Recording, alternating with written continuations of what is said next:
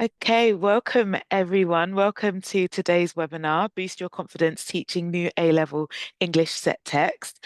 The aim of this discussion is to encourage English departments to make their A-level curriculum more inclusive and representative. Through this session, we will explore how to teach new set texts confidently and why choosing one of the new set texts benefits all students. We'll use the new Collins A-level English set text teacher guides to steer today's conversation.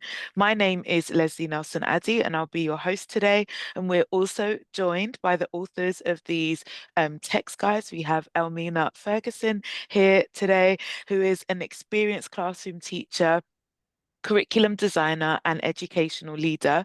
She's head of English at a large secondary school in London and has a passion for using her skills to bring diverse texts into the curriculum and the classroom. We're also joined this afternoon by Jo Heathcote, and she's a highly experienced English educator and consultant in Manchester, a former senior examiner and the writer of numerous textbooks, resources and study guides for major educational publishers.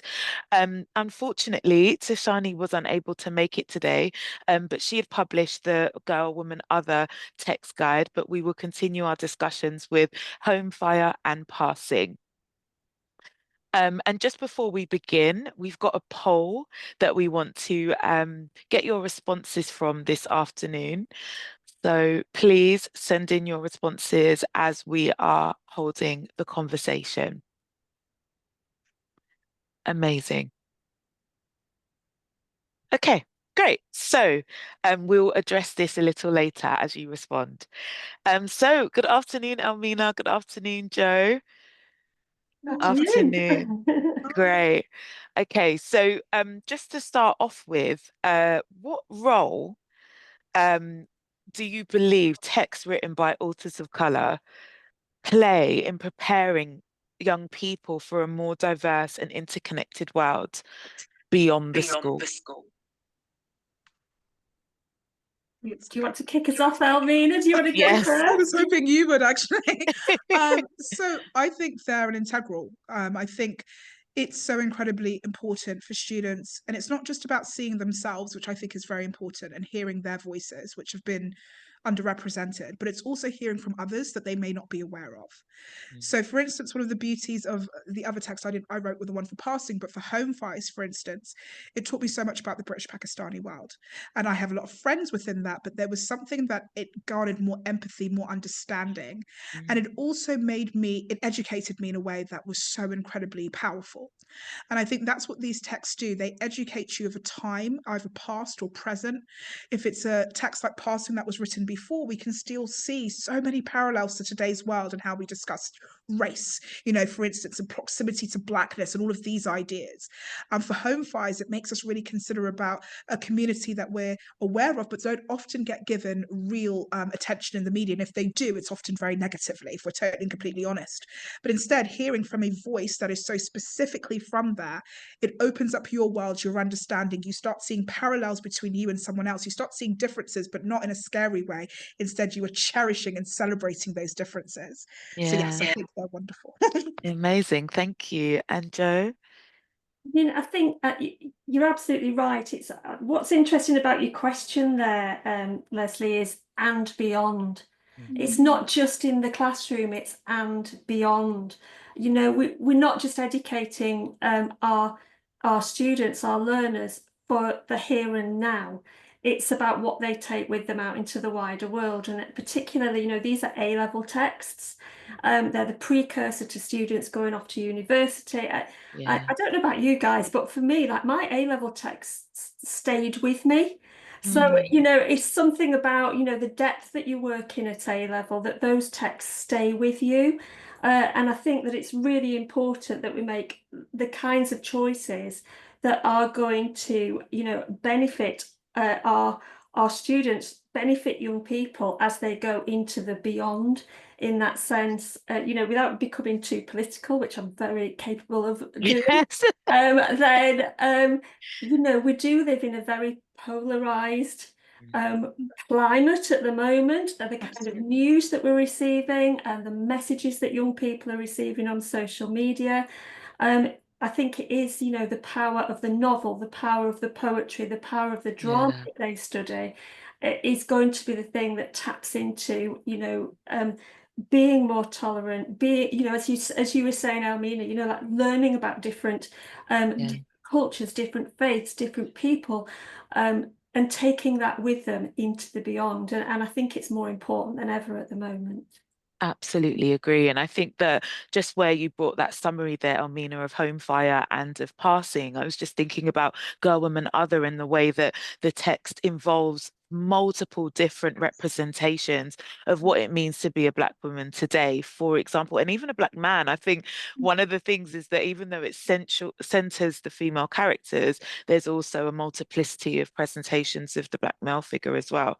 And I think that's something else that literature opens us up to is conversations around difference and how not focusing so much on the stereotypical presentations of any one identity, but looking at that multiplicity. And I think, Joe, what you said there around literature being in a sense, unifying, discussing literature as a way to kind of bring people together, bring understanding, bring celebration of culture as well, and celebration of difference is really, really powerful. Thank you. I think on that point, actually, we had the publication of the Lit in Colour Pioneers pilot where of course, there's a kind of a focus on the results and the kind of the assessment element of things, looking at GCSE outcomes and discovering that, with one exam board making these changes to their specification, there was 100 times increase of the number of students that were able to access text by authors of color. And I think with that point that you were making about the beyond, it was finding out that actually students had developed in empathy, students had developed in their engagement in learning, wanting to read not just in the classroom, but beyond what was going on in the classroom, being excited about what they were studying in the English classroom as well. Um, and I was just wondering for you guys, like, how have you seen this kind of specific engagement with literature at any level, Key Stage 3, GCSE, A level? How have you seen it play out in departments that you've engaged with, teachers that you've spoken to? I appreciate that a lot of these findings are anecdotal, but this is literature. It's all about stories. It's all about these Yes. experiences. So, Elmina, it'd be interesting to hear from you. I think I can give it from two different perspectives. I'm still I'm head of department, very much in the classroom. And even now, I've changed one of the texts. We're doing the play version of Noughts and Crosses, and generally seeing Year 8 students rush and want to read it out. And I remember a few years ago, I helped ARC with Small Island. And I remember there was a day where I didn't want to, I wanted, we're going to do something else. We're going to do grammar. And the Mm, kids, I had to beg them for 10 minutes to sit down and do grammar because they were like, but I want to do Noughts and Crosses, but I want to do Noughts and Crosses, but I want to, and I was like, they're like, please, just, even if it's a page, even if it's a page. mm, And it became this really kind of deep whirlwind. And then I remember like 2 years after we're talking about it at GCSE, and someone asked a student, what was the best text you've ever studied? And he just said, obviously, Small Island. And then, mm. telling that student that he can then maybe study at A level, like that is, we hear a lot about, A level numbers dropping off. But when we plant those seeds, I think those seeds begin very early on, actually, of, that kind of that joy of students. And I'm not saying, and students of so many different races actually celebrating this diversity. It wasn't just, it wasn't only Black students who wanted to read Small Island, white Exactly. students, Asian students, students from Poland were saying, actually, this reminds me of the story that my grandmother said when she moved here and how she felt. And I see myself in Hortense. Or, my great grandmother she was on the Windrush, and oh my gosh, I feel it. And it was genuinely this moment of absolute, and I'm going to say this word, and, it was it was euphoria for me, because for me, it was seeing students want to discuss a text so much that when we finished it, they said there should be a sequel, you know? And I said, well, maybe you need to write that sequel, actually. And then what Mm, we're doing there is we're engaging young people to extend those stories and include their own stories. And we have a whole new generation of amazing writers, whether they become published or whatever. We have people who now don't only want to be readers, they want to be writers, and we have new voices. I would say, though, sometimes with departments, it's actually slightly more challenging. And I don't think it's because departments don't want to try it. I think they're frightened to try it. And let's be honest, part of the reason we've done this is for teachers to have a bulk of resources, right? Because if we Google Blood Brothers, just the first thing off the top of my head, you Google that and there's a million resources, good, bad, and indifferent. If you Google home fires, maybe there's one or two under a university paywall, or something that just, could be suitable for A-level students, but could be also a little bit too far away. We need to kind of meet them in the middle. Like, I love showing them university stuff, but meet them in the middle.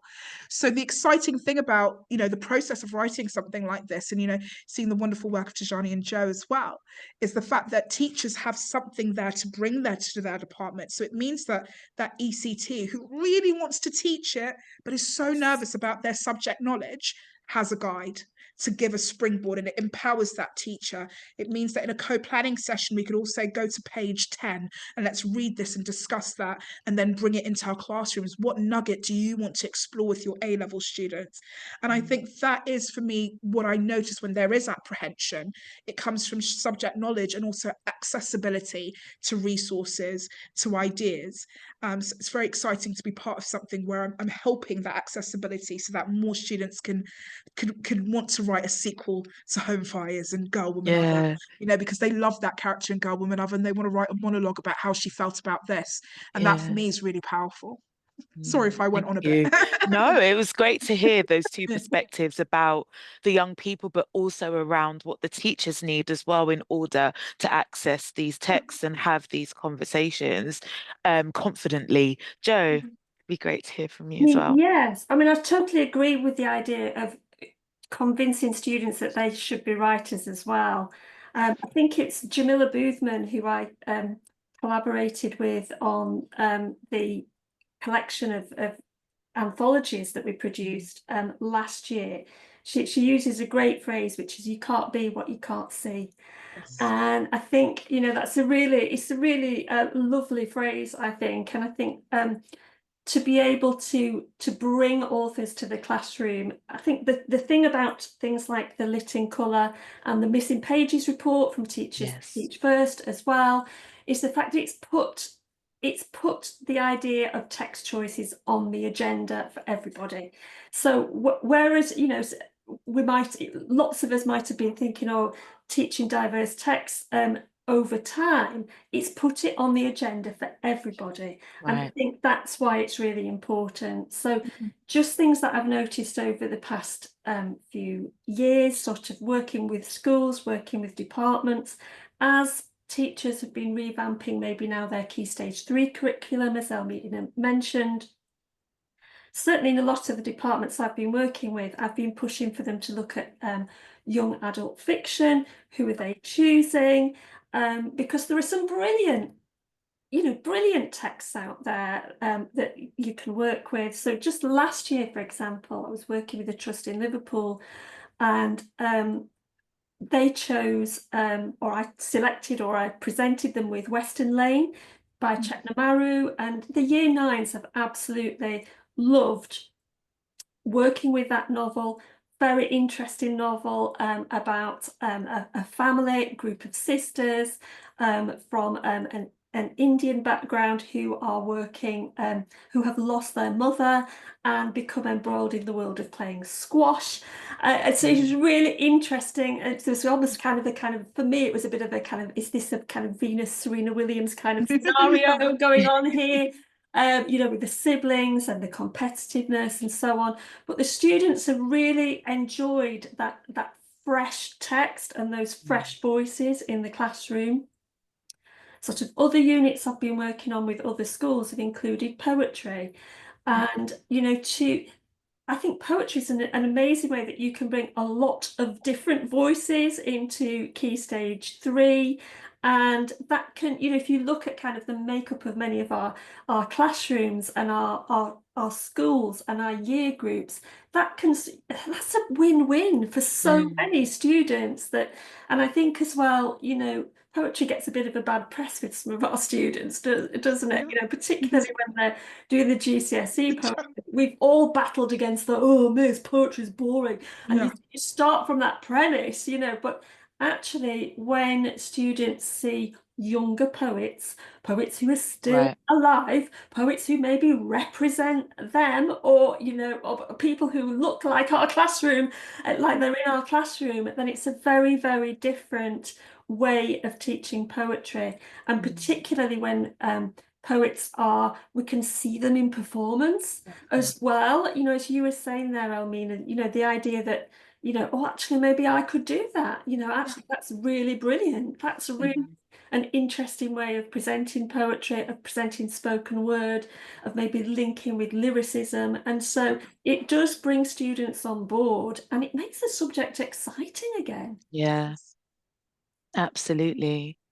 And I think this point that you're making, I think you're both making it really powerfully. There's a lot of kind of talk around the political slant of the impact of engaging with literature in this way. But I think that there's also the creative aspect as well for the young people. And even I'm sure for the teachers as well, like engaging with something new, learning a new history and what that might do for their imagination and their desire to want to create something new, even if it's just to share with their classroom as an audience. There is still so much power in that. And I think that the creative aspects and the creative opportunities that diverse literature provides, I think we need to even, express that and explore that even more.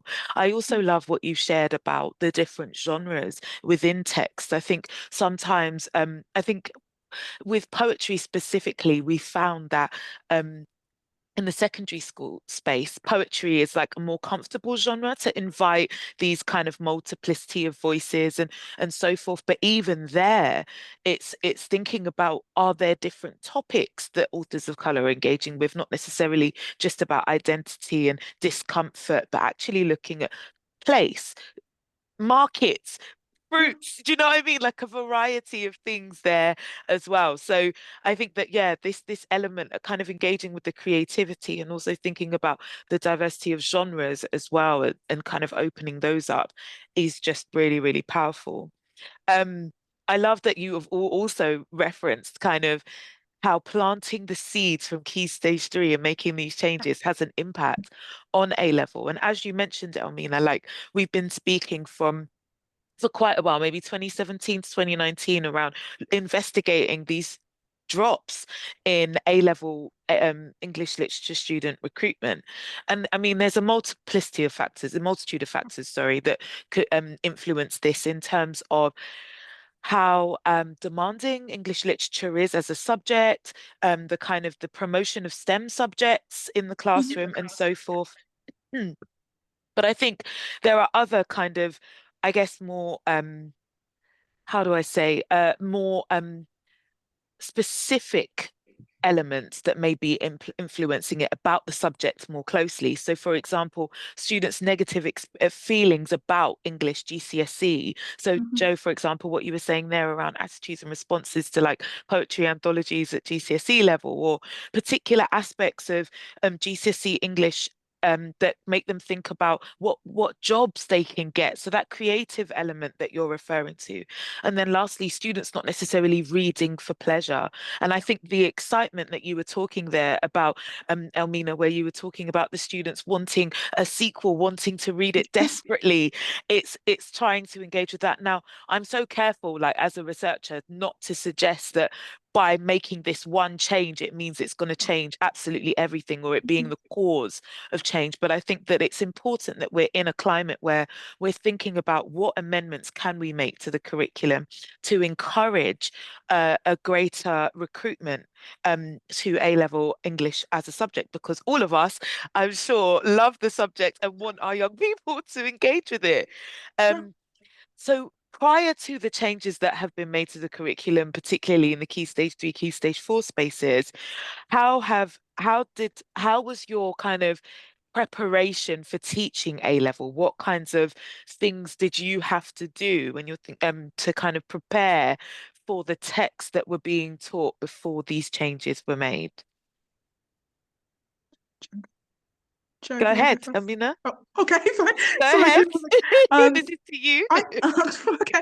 Well, I think it's the same preparation as always. I'm just all about sitting with a text and researching the text and really relishing being a student again a little bit with the text, and just reading it over and over again. Like I'm very honest, I will sometimes spend, and please, this is not what I'm suggesting anyone on this, don't say Elmina suggested I spend an hour, but I will sometimes spend an hour preparing, and that hour is not making slides or anything, it's just reading and reading different ideas and reading different things, and then placing it and thinking about questions I can ask my students, and that real kind of like joyful depth, and then they kind of relish in that subject. I think students actually really enjoy when you, and I'm going to use a very boring phrase, geek out a little bit on your Yeah. subject. Yeah. Yeah. And I think we kind of have that. You mentioned STEM, and I love STEM, by the way. Very much an English gal, but I love STEM. But we kind of have that eccentric scientist in STEM, that kind of, and I think in English we can blow things up as well a little bit. And I actually, we intellectually blow things up, we intellectually need to relish in that. And I think students kind of like seeing that thought process, and it's not, and I think they appreciate that thought process, and then you kind of instill with them. And I think a lot of the time they have a little WhatsApp group apparently, which I'm obviously not part of. They keep asking me to join. I'm like, absolutely not.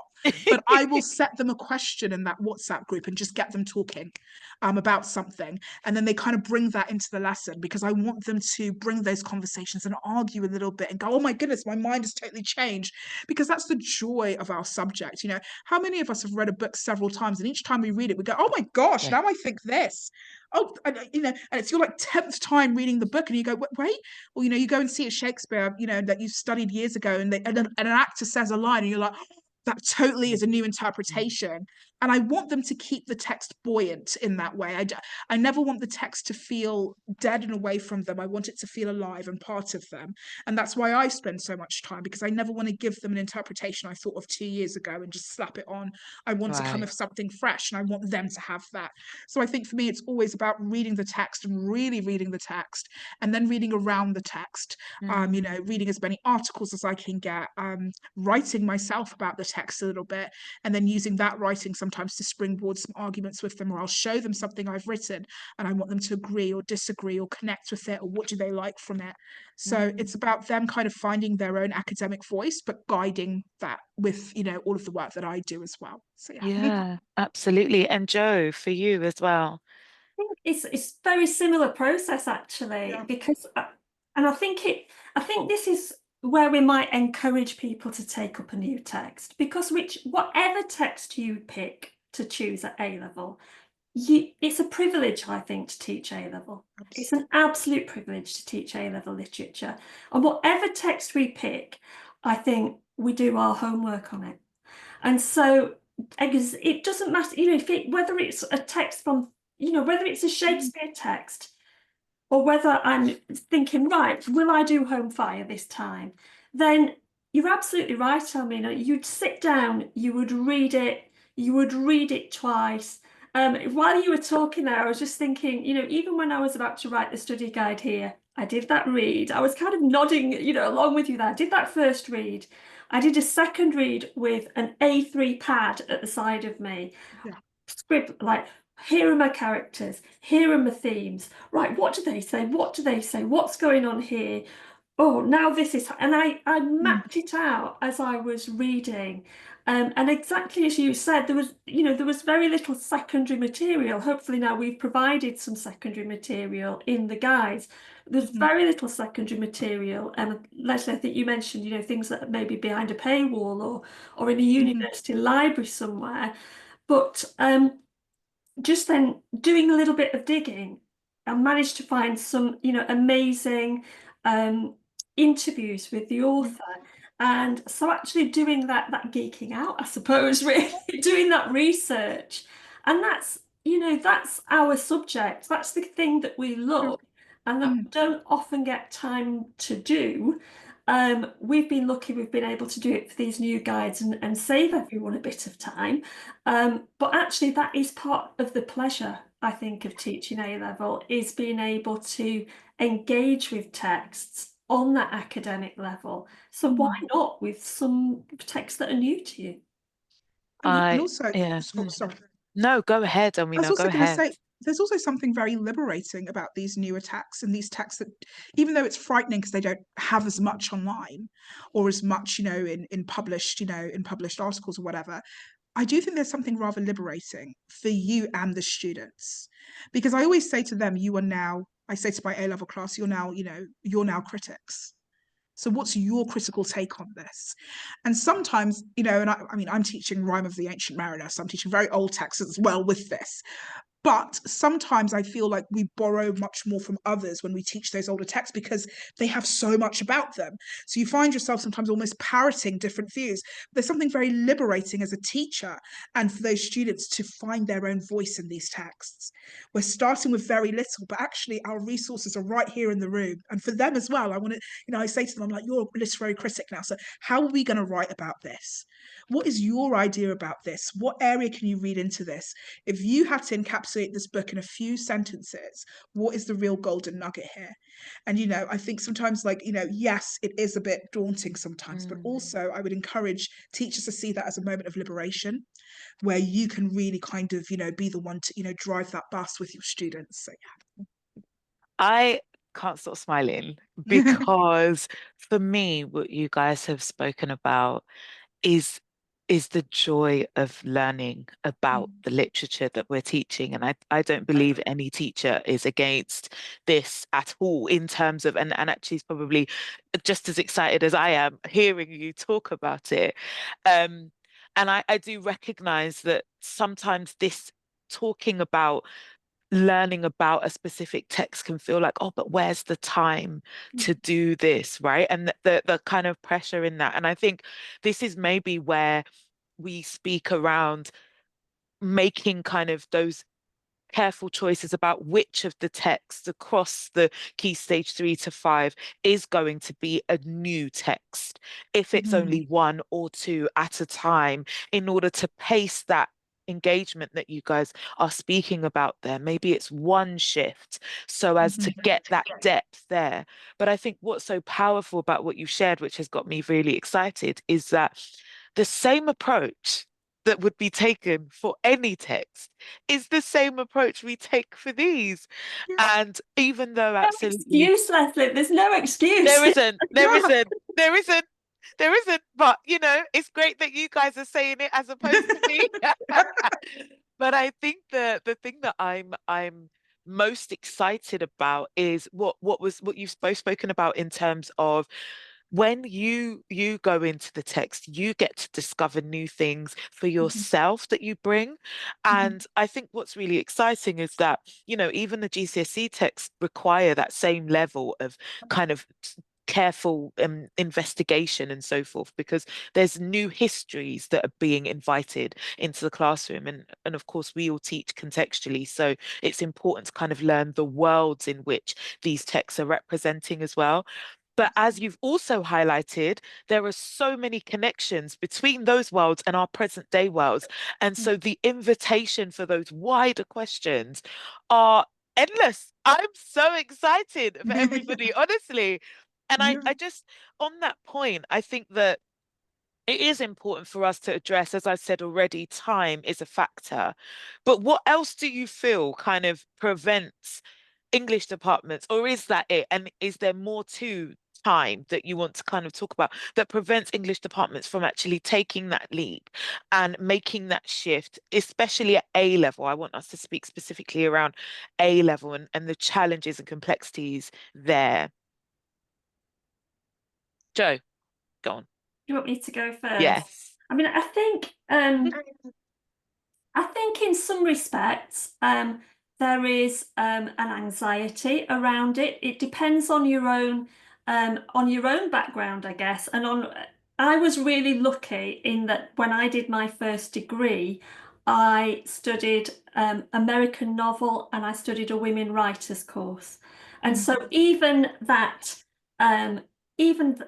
when I studied that degree, to be introduced to just for example, on American novel course, looking at Harlem Renaissance writers, looking at Anne Petrie, for example. I had never come across a writer like Anne Petrie, in my West Yorkshire Comprehensive School, and Zora Neale Hurston appeared on my Women Writers course.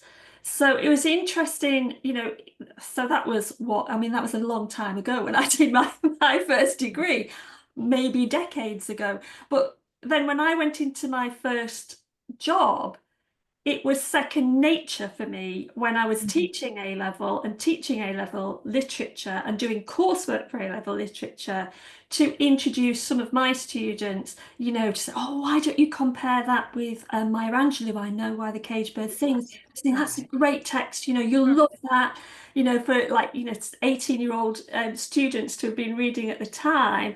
So it was kind of second nature because somebody had introduced those texts and those writers to me. Right.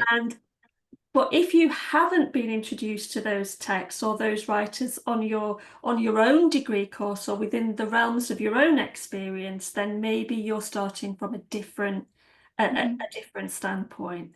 I think the other thing for me is that I think sometimes, and particularly, I'm an older colleague now. I've got quite a few years of experience under my belt, but maybe if you're a younger colleague, if you're just a new entrant to the profession, maybe you are a little bit nervous that if you that you might say something that it might inadvertently offend somebody, that you may be addressing topics that you're not necessarily comfortable with. And it's maybe only sort of as you become more experienced and you've taught a whole range of students that you realise actually the students can teach you more than you can teach them.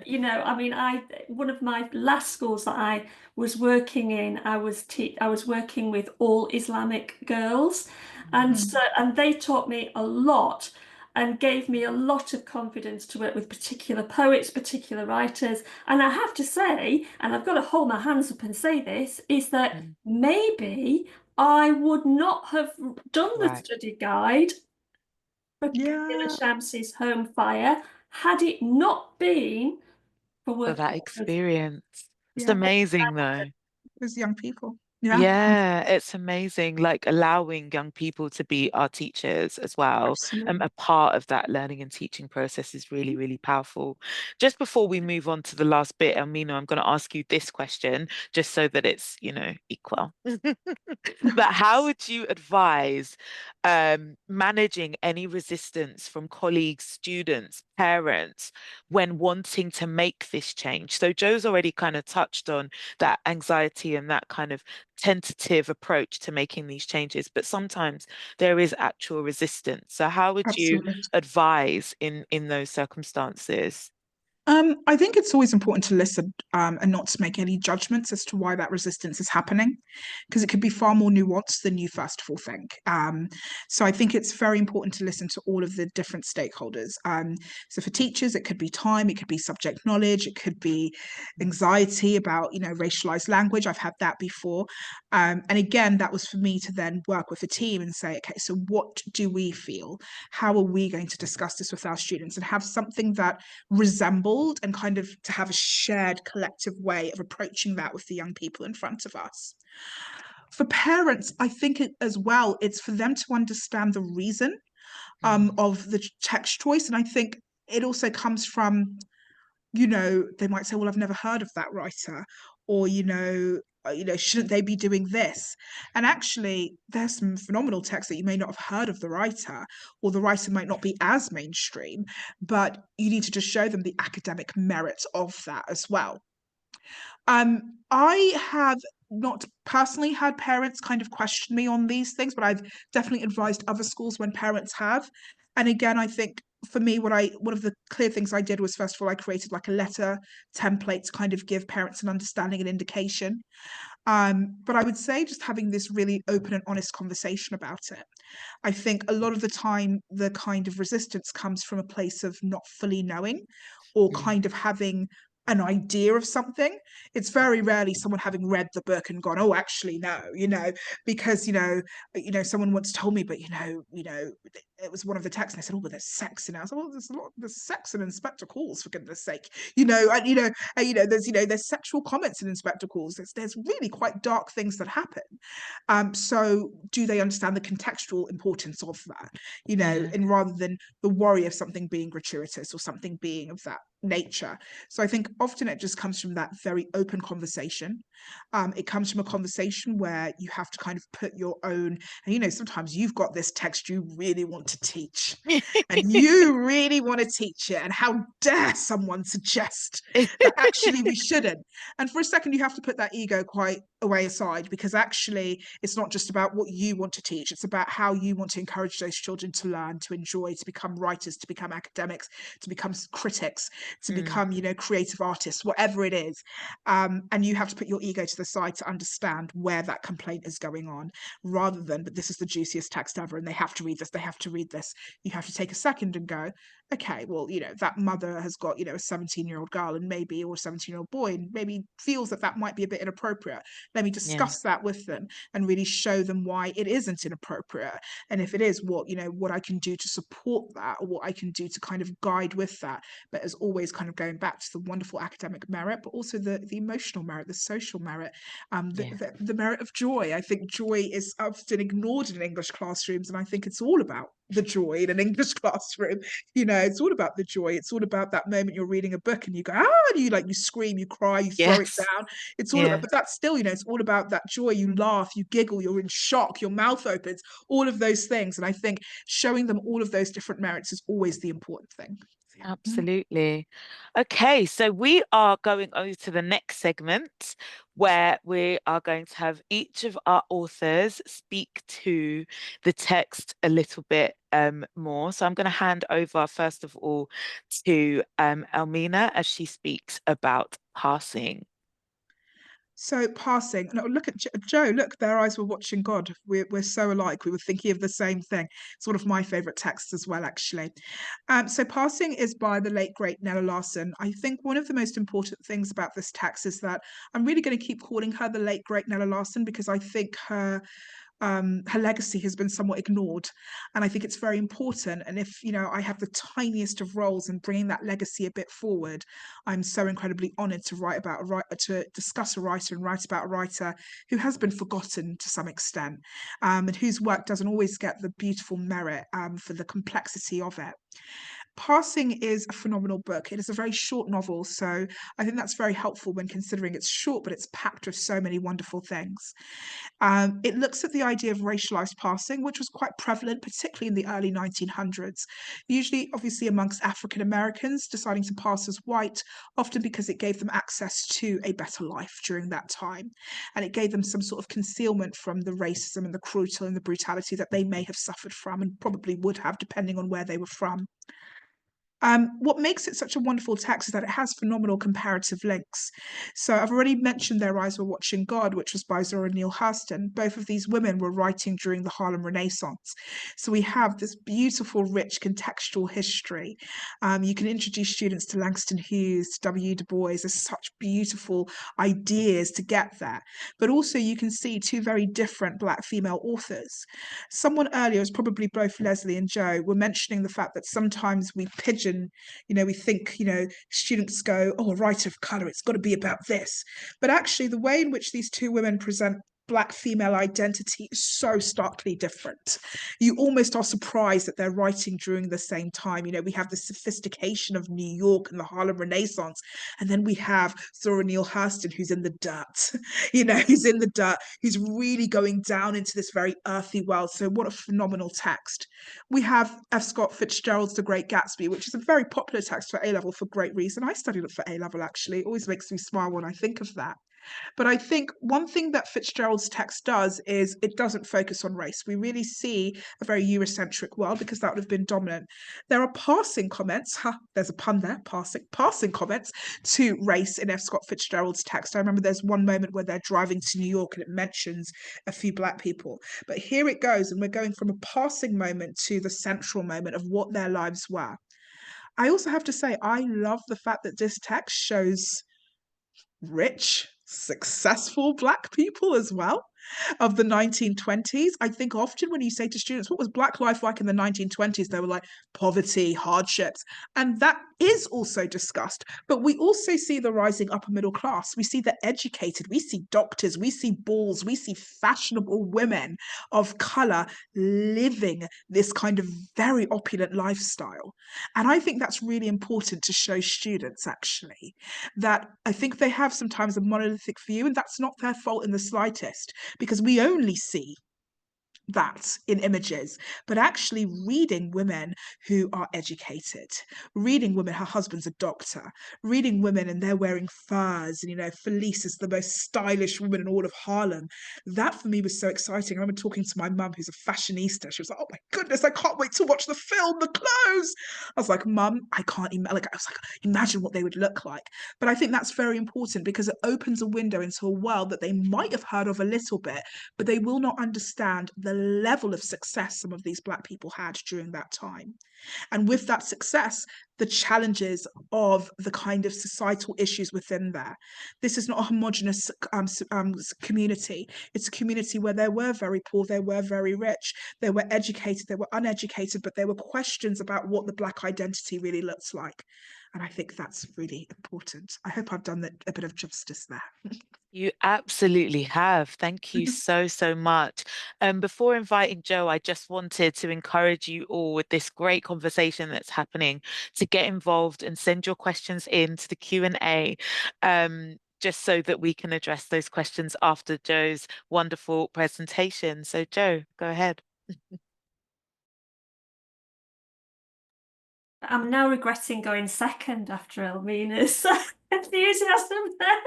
That was fantastic. So, yeah, what can I tell you about Home Fire? I mean, this was a fairly new read for me when I picked it up. And I have to say, I was absolutely, my first read of it, I was absolutely, completely blown away by it. Completely blown away. So without giving too much away or without giving too many spoilers, there's an amazing interview online with Camilla Shamsi where she discusses how she came to write this novel in the first place. I believe it might be attached to Lit in Colour, Lesley. That's a fantastic interview. It's an hour-long interview, really well worth looking at if you're contemplating teaching this novel. And she talks about the parallels between this text and Antigone, obviously, sort of, a Greek drama. Students don't need to have a knowledge of Antigone to be able to study the play. You could maybe do a comparison with it, but would be quite an interesting comparison to do, to look at sort of that original play and the novel that's come out of it. But essentially, for those of you who don't know the text, it's the story of a family, of a group of siblings, two siblings, two sisters, Isma and Anika, one of whom is older and has taken quite a parental role in the family. And also there is Anika's twin brother, Parvez. So we have this sort of family situation in the novel. And it is a novel about family. It's about complex family relationships. It's about siblings, but it's also about a father-son relationship. And the father is not in the novel, but is referred to throughout. So it is about a family, but it's about a very unusual family and how they operate. Isma, the older sister, is an academic. She's about to complete her PhD. So we begin through Isma's eyes in the novel. And what I think was really, really interesting in this novel is how each chapter or each section is filtered through a different character's eyes. In a way, sort of quite interesting in terms of girl, woman, other. So we see the story told through Isma's eyes and through each character through the novel. What is really interesting is that then we start to touch on some very big themes and issues within the novel.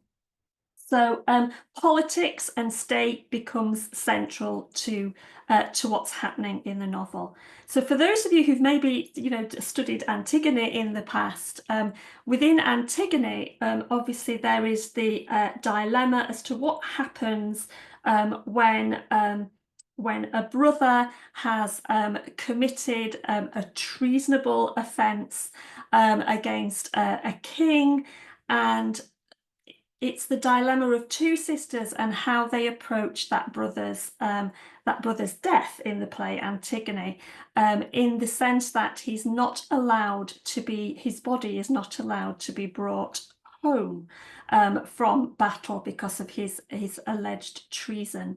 And one sister takes the route of upholding the rule of law, and the other sister takes a different approach and challenges the status quo and the rule of law in the play. If we fast forward that into the present day, we bring that into this family sphere in Home Fire. And so it does deal with ideas around radicalism, what happens when a young person is radicalized, how and why that might happen, and what might be the consequences of that when that person who has been radicalized may wish to return home. Very, very apposite in terms of recent history and things that have happened in the news, that we've seen happening sort of in real life. And so it deals with those political issues. There is a very, very interesting thrown into the mix, in the sense that then we hear one chapter particularly is from the perspective of the Home Secretary.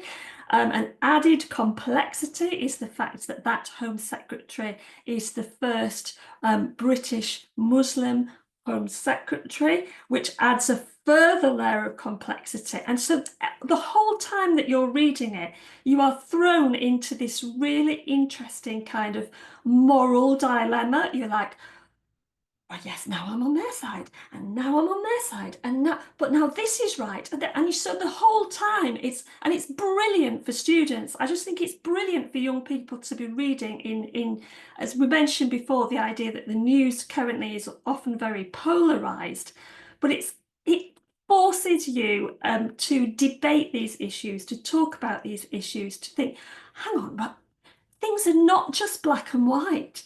Things are not just black and white. What about this? What about that? What about why this has happened? What about the consequences of that? Who's right? Who's morally right? What are the ethics of the argument? And it's absolutely fascinating as a result of that. One other thing that I'd like to mention structurally in the play is the fact that when we look at the younger sister in the play and things are filtered through Anika's narrative, if you like, in the play, then in the novel, then her experience, she's almost not allowed to tell her own story. And so her experience is presented to us through social media, through tweets, through grotesque headlines in particular newspapers. And so she's almost silenced in a way, even though she's this amazing character who you'd really want to meet, then she's almost silenced in the novel and not allowed to tell her own story, because so much of it is filtered through that kind of very well, the lens that we see so often, that kind of ex-Twitter feed tabloid newspaper-esque lens. And so I think it's great to work with sixth form students to look at, hang on a minute, whose perspective are we getting? Do we ever get the chance to really think about consequences, about people, to understand people's motivations? It's just brilliant. It's just brilliant. Please read it and please teach it. Amazing. Thank you both so much for your enthusiasm and also for the detail that you provided around these texts in terms of what they're about, but also the text that they can be explored alongside. And I think it's just really, really important to invite teachers, especially when speaking about a text that they may not have ever heard before, into the kind of wider literary landscape that those texts could be connected with. I think it's really, really important. We only have time for 1 or 2 questions right now. I can see that there's quite a few that have been submitted, and there's also one in the chat. But I'm going to begin, with the person that's asked in the Q&A. And that first question is around what would you advise? So what I would actually ask is that Elmina, you answer the first question, Joe answer the second, and Elmina the third, and so forth like that, just so we can get through as many in the time. What would you advise to teachers in a school who are struggling to expand the texts they are teaching? For example, if senior leadership are unwilling to make a change. So Elmina. Again, I would start with probably piloting something quite small. So maybe you don't want to do an entire unit. Maybe you want to do a very short unit, just exploring, maybe a series of poems or a short play or even monologues. And kind of, I would be a little bit kind of sneaky about it and make sure that I use it, but I also get both teacher impact and student impact as well. So I might get students to kind of make a note, like ask them, what have you enjoyed about this? What made it different from other things? And I think often senior leaders need to see some sort of data quite a lot of the time. They have to be quite data driven.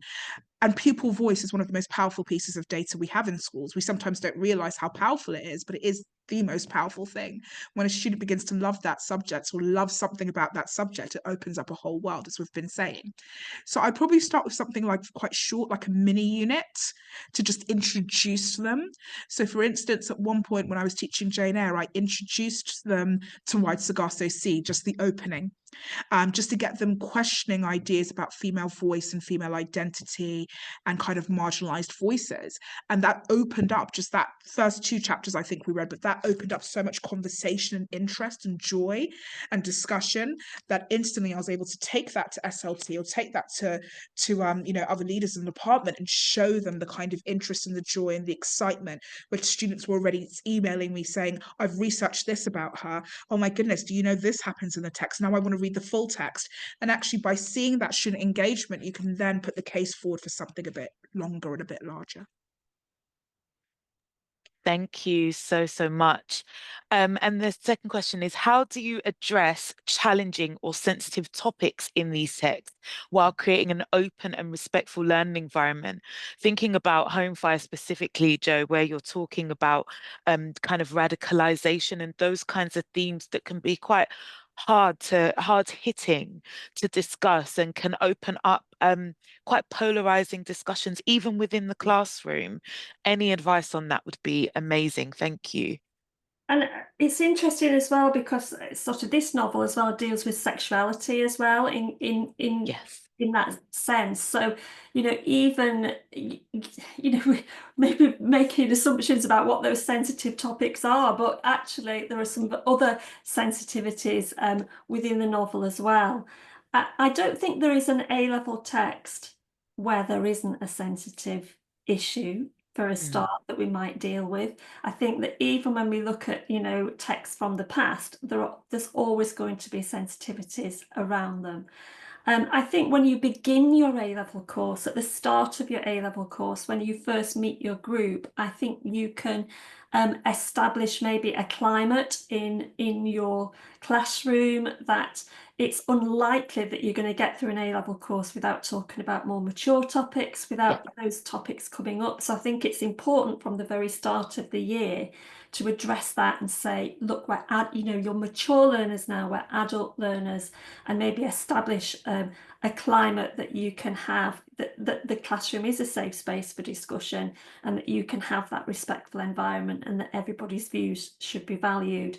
I think when it comes to teaching a specific text like this, and certainly it was something that was on my mind when I was doing the preparation here, is actually planning your questioning quite well in advance, sort of ahead of your lesson. If you're dealing with a particular chapter or a particular character, kind of what do I really want to ask here? What do I want to get students to think about? And as I mentioned before, sort of the idea about polarization, how can I ask questions to get them to see different viewpoints here? How can I ask questions or open up the discussion so that we do think about the text in a much more enriching way that takes into account those different viewpoints and takes into account sort of the consequences within the text. There are things as well that I've included sort of within the guide as to what we might need in the background a little bit as well, just to develop a student's understanding. So, for example, particularly in relation to the past and the family history, I've actually provided some timelines and to look at kind of past conflicts and how the family history might have evolved, so that we're not coming to it just in the here and now. Sort of what do we need contextually to be able to understand the position that this family are in the here and now. So I think as well, it's that back to what we said at the beginning about doing our homework so that we have a broad understanding and a broad academic understanding and an understanding of history, and we've done some learning ourselves so that we can manage those discussions and plan those questions effectively. Yeah, and I think you make a really powerful point in terms of the role that context plays in order to create a bit of distance, intellectual distance, so that those conversations remain around the text rather than become personal or, yeah, kind of very fraught as well. So I think that's a really powerful point there, how we can use context. There was actually a question that was in the Q&A box, which I haven't brought to the group, but I just wanted to highlight that I understand and appreciate that there will be teachers who are wondering, what text am I to replace my text that I'm currently teaching with? And I think I'm quite careful about naming any specific text, for the fact that as much as there is political polarization, I think that there's also a lot of polarization within the English space and what text people think ought to be placed in the classroom or not. But I do want to just raise the question about, if you are feeling that actually have I taught this text that I'm currently teaching, or this group of texts that I'm currently teaching maybe 4 or 5 times, maybe that might be time to start thinking about how to refresh it. I think that there's also this interesting point around how we create an opportunity for students to have texts that are in conversation with each other. So I've seen it done with GCSE texts, for example, where we're looking at power and conflict, for example, and then trying to ensure that all the texts that are selected are around that theme.